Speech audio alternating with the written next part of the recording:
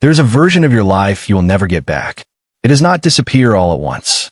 It slips away quietly, one ordinary Tuesday at a time, between meetings you did not need to attend, arguments that never needed to happen, and dreams you promised yourself you would chase someday. By the time most people realize how much is gone, they're standing in the final chapter of their lives with a cup of tea going cold in their hands and a chest full of things they never said. My name is Raymond. I am 79 years old.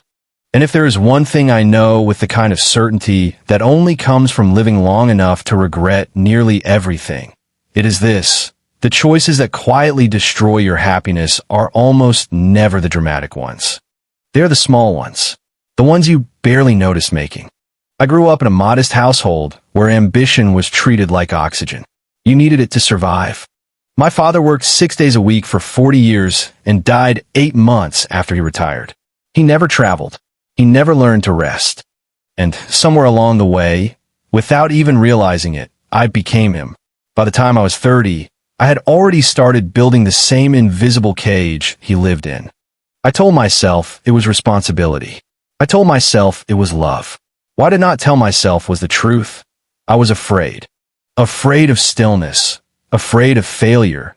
Afraid that if I ever stopped running long enough to look at my life honestly, I might not like what I saw. That fear became the architect of my next 50 years. The first and perhaps most devastating silent choice I ever made was choosing busyness over presence. I was physically in the room for most of my children's childhood, but I was never really there. My mind was always somewhere else. At the dinner table, I was mentally drafting proposals. During school plays, I was calculating numbers in my head. I told myself that providing financially was the same as being present. It is not. Researchers who have studied the regrets of elderly people across thousands of interviews have found consistently that the number one thing people mourn is time they did not give to the people who love them. Not money, not career failure, time. And I gave mine to a company that replaced me within 6 weeks of my retirement. My daughter told me something a few years ago that I have not been able to shake. She said, "Dad, I know you loved us. I just always felt like we were on your to-do list." She did not say it with cruelty. She said it the way you say something you have been holding for 20 years and finally decided to put down. I sat with that sentence for a long time. I still sit with it, because she was not wrong. I had loved my children with everything I had, but I had expressed that love mostly through absence, through sacrifice in the form of missed moments. And the brutal irony is that what they needed was not my sacrifice. They needed my laughter. They needed my silliness. They needed me to sit on the floor and build something with them that did not matter at all. The second silent choice that quietly undid me was the habit of postponing joy. I had a mental list running for most of my adult life. Places I would visit when things settled down. Conversations I would have when I had more time. Hobbies I would explore when I retired. Trips I would take when the children were older. But things never settled down. Time never expanded. And by the time I retired, my knees made hiking difficult. My closest friend had passed away, and the energy I had imagined I would still possess at 65 had quietly departed somewhere around 62. Gerontologists who study aging have documented this pattern extensively. The people who arrive at old age with the fewest regrets are those who distributed joy throughout their lives rather than saving it for a later chapter that may arrive diminished or not arrive at all. There's a particular kind of grief that comes not from losing someone, but from realizing you never fully had them, even when they were right there. My marriage was not unhappy. I want to be honest about that. We did not fight constantly. We were not cruel to each other. But somewhere in the middle years, my wife and I stopped being curious about each other. We stopped asking questions. We settled into the comfortable silence of two people who had been in the same house so long that they assumed they already knew everything worth knowing. We did not. And by the time we realized it, our children were grown, the house felt enormous, and we were sitting across from each other like two polite strangers who shared a surname. The third silent choice was one I made so gradually I could not have identified the exact moment it happened. I stopped being honest, not in the dramatic sense. I never stole anything. I never betrayed anyone in ways that would make headlines. But I became a person who said yes when I meant no, who smiled when I was breaking, who performed contentment for so long that eventually I forgot what genuine contentment even felt like. Psychologists who work with older adults consistently find that a life built on performed happiness rather than authentic expression leaves people feeling profoundly empty by their later years. The exhaustion of maintaining a mask for decades is real, and its cost is measured in intimacy. You cannot be truly known by anyone if you are always performing for them. I remember a specific afternoon when I was around 46. I had been offered an opportunity to leave my corporate position and partner with a childhood friend in a small business he was building. It was risky. It was exciting. It was completely aligned with the version of myself I had always wanted to become. I turned it down inside of 48 hours, convincing myself it was too uncertain, that I had responsibilities, that the sensible thing was to stay in the lane I already knew. My friend's business became extraordinarily successful within a decade. But here's the thing I have come to understand. My regret is not really about the money I did not make. My regret is about the moment I chose fear over faith in myself. That choice sent a message to the deepest part of me that I was not someone who deserved the adventure.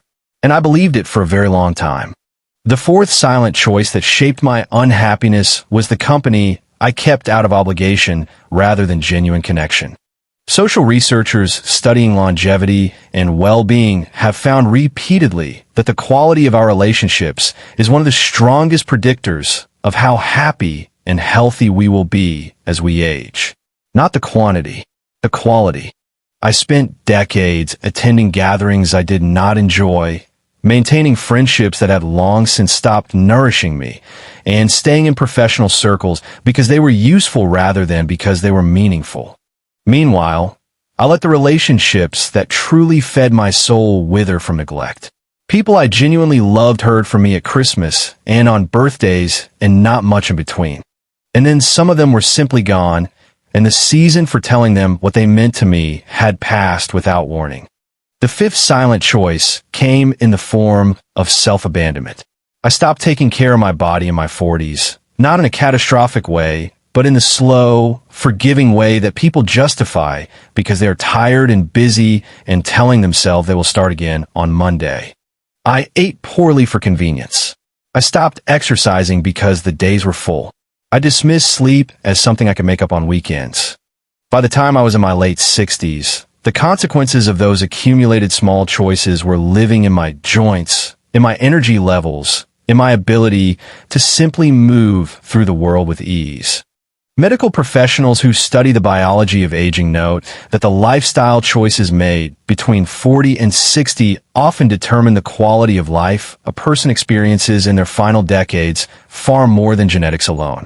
I wish I had understood that the body I was treating as a machine to be run until it broke was actually the vehicle for every experience I would ever have. There is something that nobody tells you about regret when you are young. They tell you it will sting. They tell you it will pass. What they do not tell you is that it accumulates, that it sits quietly in a corner of your chest and grows heavier with every year you carry it without addressing it. By my 70s, I had collected enough small regrets that the weight of them had become something I could feel when I woke up in the morning. Not dramatically, not in a way anyone could see from the outside, but in the way that a person who has been carrying something for too long develops a particular kind of tiredness that sleep cannot fix. The sixth silent choice I made, and one I believe is among the most quietly destructive, was refusing to ask for help. I was raised in a generation and a culture that treated self-sufficiency as the highest virtue. Needing help was weakness. Struggling in silence was strength. And so for decades, whenever I was overwhelmed, confused, grieving, or simply lost, I folded it all inward and presented the world with a composed exterior. The cost of this was enormous.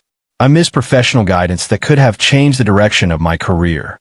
I missed therapeutic conversations that could have saved my marriage years of unnecessary distance. I missed the simple human comfort of being known in my struggle rather than admired in my performance. Research in behavioral psychology has long established that people who build social support networks and are willing to be vulnerable with others have significantly better mental and physical health outcomes over time. I spent half my life being exactly the opposite of what the evidence recommends. My wife and I did eventually find each other again. It happened in our early 70s, ironically, when a health scare reminded us both that the time we had was not infinite. We started having conversations we had been quietly avoiding for 20 years. We started asking each other questions. Real ones. The kind of questions you ask when you're genuinely curious about the interior life of the person sitting beside you. And what we found was remarkable. We found two people who had been right next to each other for decades, quietly lonely in ways they had never named, carrying unspoken dreams they had never shared. We wept a great deal during those conversations, but we also laughed more than we had in years. It was not too late for us. But I want to say clearly and plainly, it was late. And it would have been so much richer if we had started 30 years earlier. The seventh silent choice was something I call the tyranny of the reasonable life.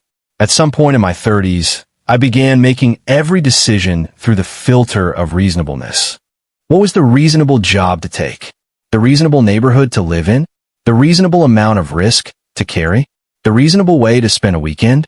And in doing so, I constructed a life that looked from the outside like a very tidy success. But it was bloodless. It lacked the wild, slightly irrational pursuit of things that actually made me feel alive. Philosopher and psychologist William James wrote about the danger of living too carefully, of pruning the life so thoroughly in the name of prudence that you arrive at the end of it having never really gambled anything on the thing you most believed in. I pruned relentlessly, and the garden I ended up with was orderly and correct and utterly without surprise. The eighth silent choice, and perhaps the one I find hardest to speak about, was the choice to stay angry. Not furious in a visible way, but quietly, persistently, unreasonably resentful of things that had happened to me, things that had not happened, people who had wronged me, opportunities that had not materialized. I held grudges with the devotion of someone collecting fine art. I was proud of my memory for injury. I thought it meant I had standards. What it actually meant was that I was spending my most limited resource, my peace, on people and events that had long since moved on without me. Forgiveness researchers, including those at Stanford University who have studied the health effects of holding onto resentment versus practicing forgiveness, have found that chronic unforgiveness correlates with elevated stress hormones, poorer cardiovascular health, and lower reported life satisfaction. I was carrying all of that weight voluntarily and calling it justice. I want to talk about something that people rarely discuss when they reflect on life regrets, and that is the regret of not resting. Not sleep exactly. Real rest. The kind of rest that involves permission. Permission to exist without producing. Permission to sit somewhere beautiful and simply let it be beautiful without extracting something useful from it. I never gave myself that permission. Even my vacations were itineraries. Even my weekends were projects.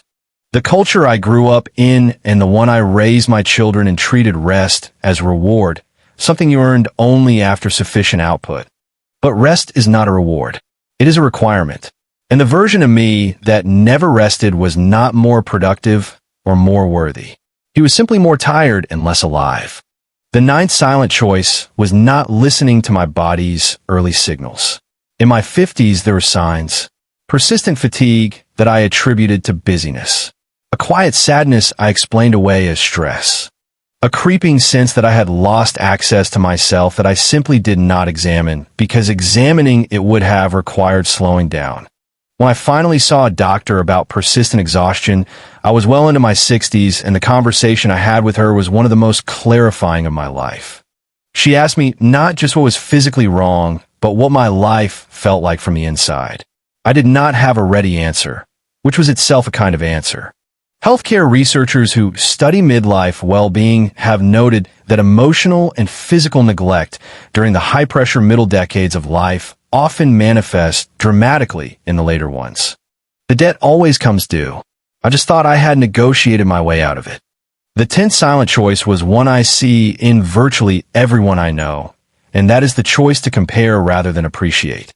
My entire working life, I measured myself against people who had more income, more title, more recognition. And because I was always comparing upward, I was always arriving at the conclusion that I had not yet done enough. What I failed to measure with anywhere near the same consistency was what I already had. A woman who loved me genuinely, children who turned into good people, a body that carried me through 60 years of reasonable health, friendships that had survived decades of my neglect.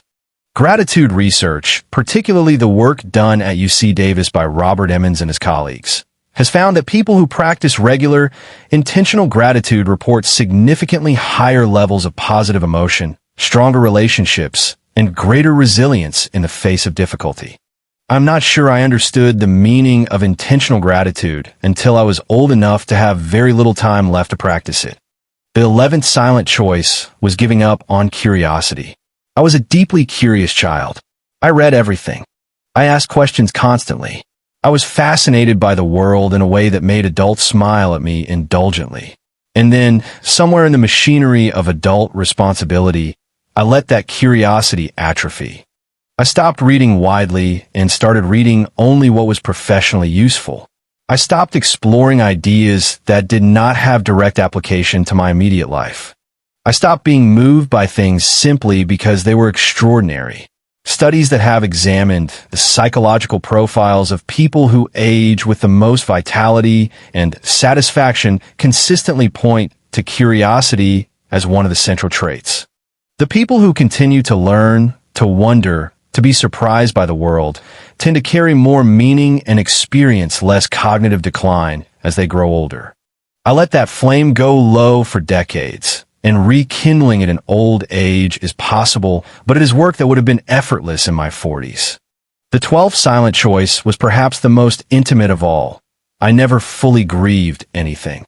When my father died, I organized the funeral and returned to work within the week.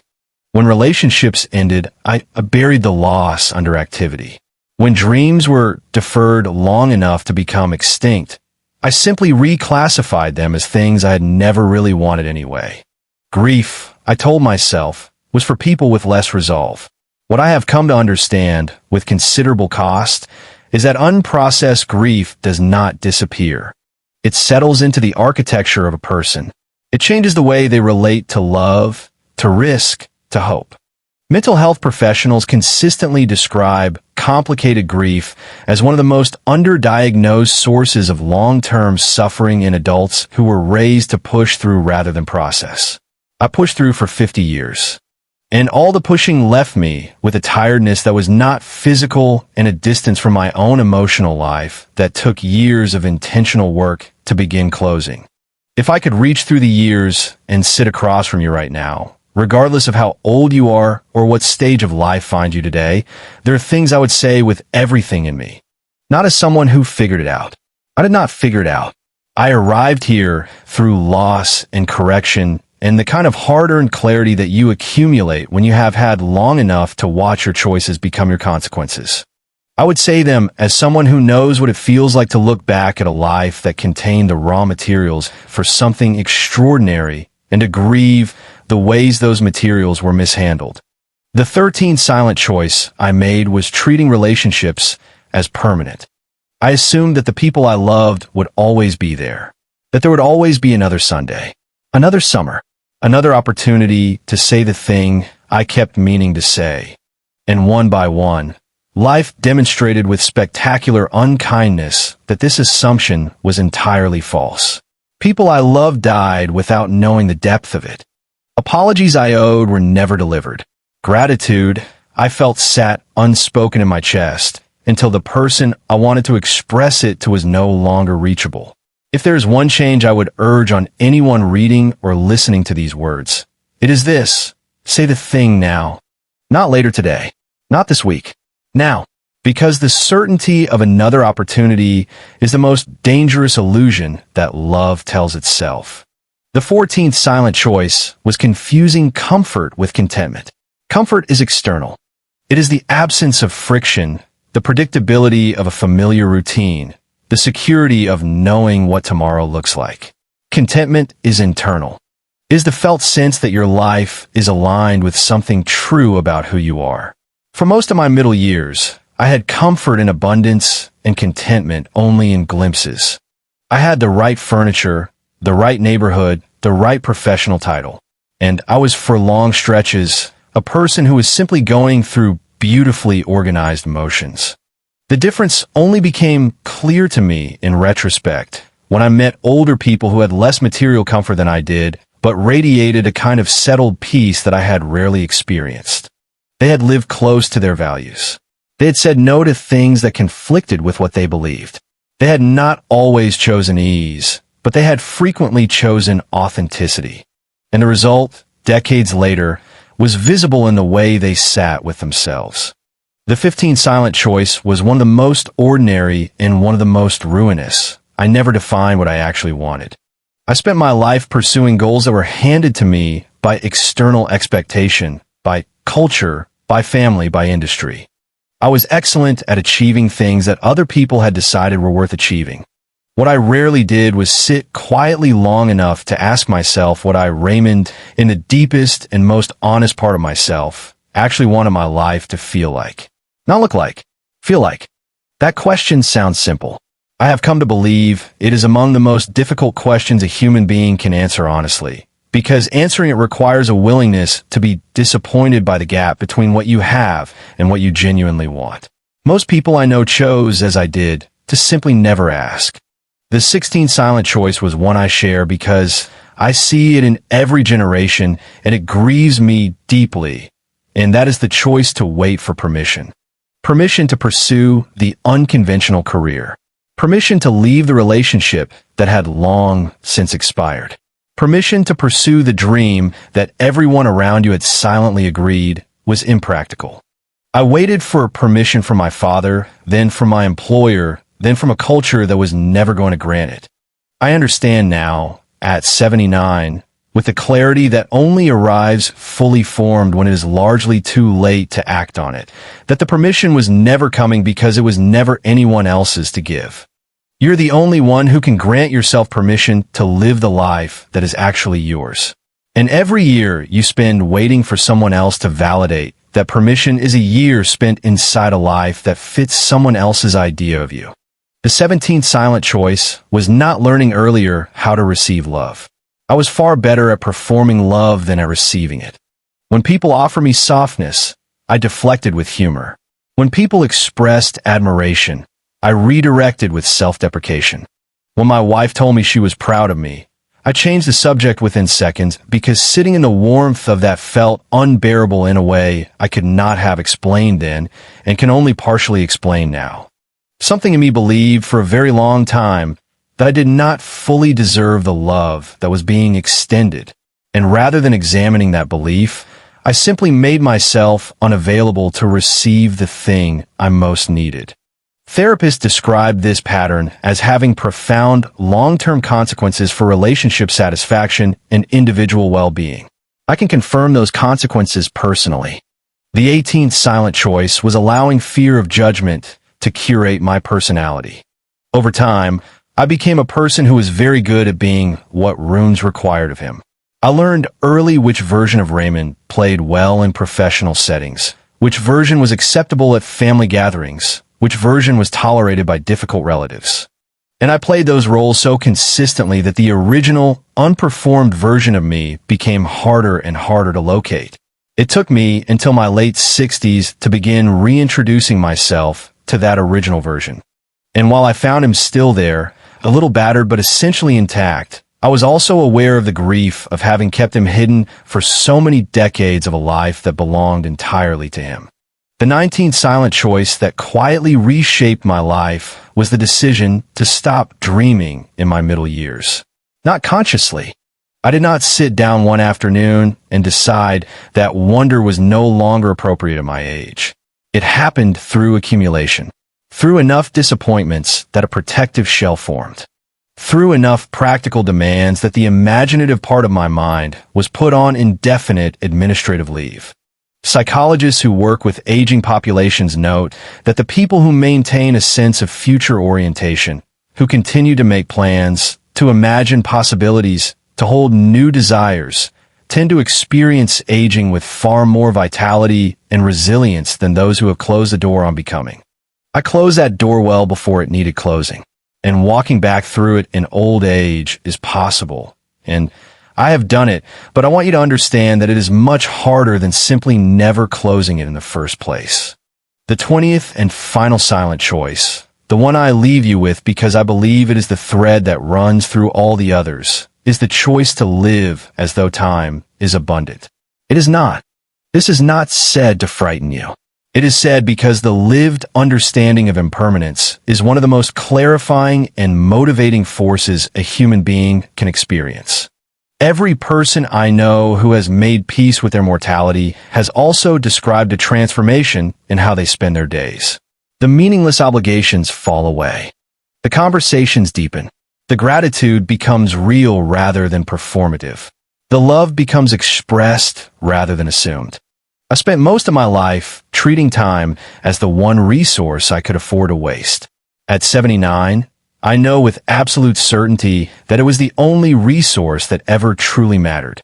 And I know this not with despair, but with a fierce and tender hope that someone younger than me will hear these words not as an old man's lament, but as the most generous gift I have left to offer. Your life is happening right now. Not later. Now. And how you treat this ordinary Tuesday is exactly how you are building the story you will one day, in a quiet room with a cup of cold tea, either treasure or mourn.